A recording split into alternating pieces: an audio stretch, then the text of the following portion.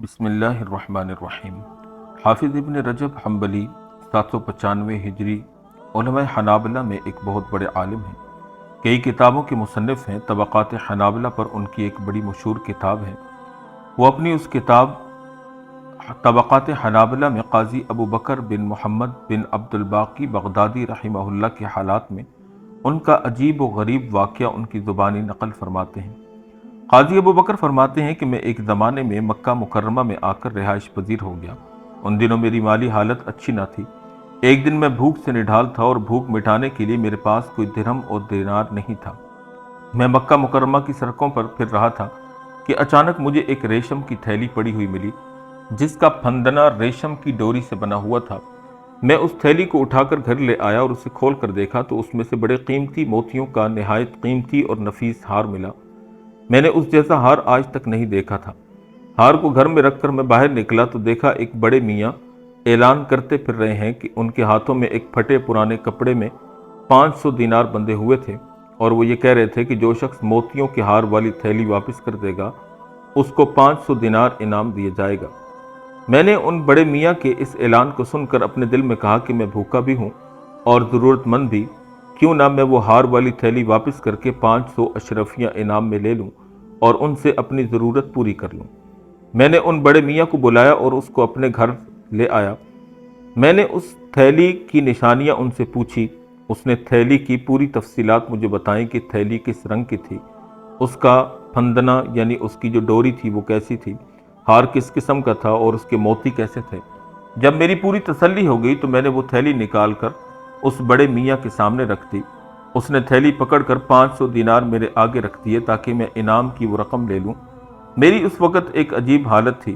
ایک طرف 500 دینار تھے، دوسری طرف میری ضروریات اور پیٹ کی بھوک تھی۔ میں ایک عجیب کشمکش میں مبتلا تھا کہ کیا کروں۔ آخر دل نے فیصلہ کیا کہ تھیلی لوٹانے کے معاوضے کی رقم نہیں لینی چاہیے، لہذا میں نے وہ رقم لینے سے انکار کر دیا۔ اس بڑے میاں نے وہ رقم دینے پر بہت اصرار کیا، لیکن میں نے یہ کہہ کر کہ یہ میرا فرض تھا میں آپ کی تھیلی آپ کو واپس لوٹا دوں، میں اس پر کوئی معاوضہ اور بدلہ نہیں لینا چاہتا۔ اس بڑے میاں نے پھر بھی بہت اصرار کیا، لیکن میں نے کہا کہ میں کسی صورت بھی یہ رقم نہیں لوں گا، حالانکہ مجھے اس وقت رقم کی سخت ضرورت تھی۔ آخر کار وہ بڑے میاں وہاں سے چلے گئے۔ مکہ کی زندگی میرے لیے کٹھن سے کٹھن تر ہوتی گئی۔ میں نے حالات سے مجبور ہو کر مکہ کو خیر بات کہا اور کشتی میں بیٹھ کر کسی دوسرے ملک جانا چاہا۔ میں کشتی میں بیٹھ کر جا رہا تھا، مجھے اپنی منزل مقصود کا کوئی علم نہیں تھا کہ کہاں جانا ہے۔ اتفاق سے سمندر کی موجوں سے کشتی ٹوٹ گئی اور سوائے میرے تمام مسافر سمندر کی لہروں کی نظر ہو گئے۔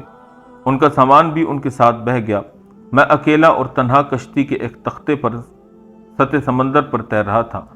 کب تک تیرتا رہا اس کے بارے میں مجھے کوئی علم نہیں اور نہ ہی مجھے معلوم تھا کہ میں کہاں جا رہا ہوں۔ 2-3 روز کے بعد میں اس تختے کے ذریعے تیرتا ہوا ایک جزیرے میں جا پہنچا جہاں کچھ لوگ آباد تھے۔ وہ کون لوگ تھے اور جزیرے کا کیا نام تھا مجھے کچھ یاد نہیں۔ جزیرے میں اتر کر میں نے ایک مسجد دیکھی۔ میں اس مسجد میں جا کر بیٹھ گیا اور قرآن کریم پڑھنے لگا۔ مجھے قرآن پڑھتا دیکھ کر جزیرے کے بہت سے لوگ میرے پاس آئے اور انہوں نے مجھ سے قرآن کریم پڑھنے کی خواہش کا اظہار کیا۔ میں نے ان کی اس خواہش کو پورا کرنے کا وعدہ کر لیا اور ان کو قرآن کریم پڑھانا شروع کر دیا۔ وہ سب بہت خوش تھے اور انہوں نے مجھے ڈھیروں مال دیا، جس سے میں نے بھی اپنی زندگی نہایت خوشی اور مسرت کے ساتھ گزارنی شروع کر دی۔ کچھ ماہ بعد میں نے اس مسجد میں کچھ بوسیدہ اوراق رکھے ہوئے دیکھے۔ میں وہ اوراق پڑھنے لگا۔ انہوں نے مجھے وہ اوراق پڑھتا دیکھ کر پوچھا، آپ خوش نویسی بھی جانتے ہیں؟ میں نے کہا کہ جانتا ہوں۔ انہوں نے کہا پھر آپ ہمیں لکھنا پڑھنا بھی سکھا دیجیے۔ المختصر یہ کہ وہ اپنے جوانوں اور بچوں کو لے کر آ گئے۔ میں انہیں لکھنا پڑھنا سکھانے لگا۔ اس سے بھی انہوں نے میری کافی مالی امداد کی۔ ایک روز وہاں کے لوگوں نے مجھ سے کہا کہ ہمارے یہاں ایک یتیم بچی ہے اور اس کے پاس دولت حسن کے ساتھ مال و دولت بھی کافی موجود ہے۔ ہماری خواہش ہے کہ آپ اس سے شادی کر لیں۔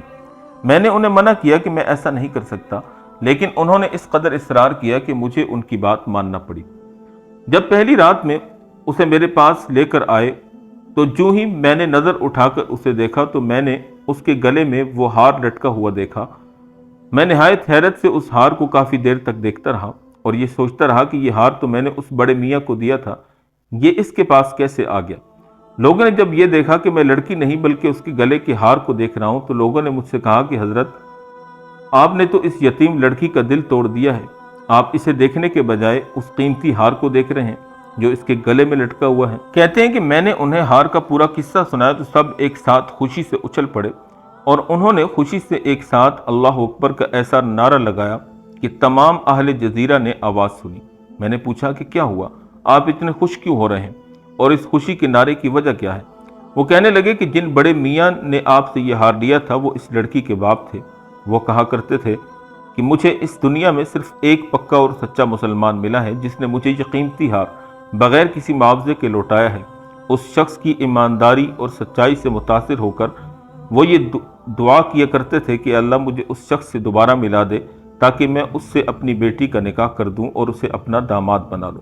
بڑے میاں تو دوبارہ آپ کو نہیں مل سکے لیکن ان کی دعا قبول ہو گئی اور ان کی یہ بچی آپ کے عقد یعنی نکاح میں آ گئی۔ میں ایک مدت تک اپنی اس اہلیہ کے ساتھ رہا، اللہ تعالیٰ نے اس سے مجھے 2 لڑکے بھی عطا فرمائے۔ کچھ دنوں کے بعد وہ دونوں لڑکے اللہ کو پیارے ہو گئے اور وہ ہار تنہا میرے قبضے میں آ گیا۔ میں نے اسے 1,00,000 دینار میں فروخت کر دیا۔ تو عزیزان گرامی، آپ نے دیکھا کہ ایمانداری کا صلہ اللہ پاک جل شانہ ضرور عطا فرماتے ہیں، بس ضرورت اس امر کی ہے کہ ہم وقتی فائدے کو چھوڑ کر اس بعد میں آنے والے نفع کو دیکھیں جو اللہ پاک اس کے بدلے میں ایمانداری کے طور پر عطا فرمائیں گے۔ اور یقینی بات ہے کہ اگر دنیا میں اس کا فائدہ کچھ ہمیں نہ بھی ملا تو آخرت کا فائدہ تو یقینی ہے جو اللہ پاک مخلصین کو اور ایمانداروں کو عطا فرماتے ہیں۔ اس لیے ہمیں اپنی زندگی کے کسی بھی موڑ پر دھوکے بازی اور کسی کا حق مارنے سے گریز کرنا چاہیے کہ کیا معلوم کہ ہم اگر کسی کے ساتھ بھلائی کریں تو اللہ پاک جل شانہ اس کے صلے میں اس سے زیادہ بہتر اور قیمتی چیز ہمیں عطا کر دے۔ اللہ کریم ہم سب کو عمل کی توفیق عطا فرما دے۔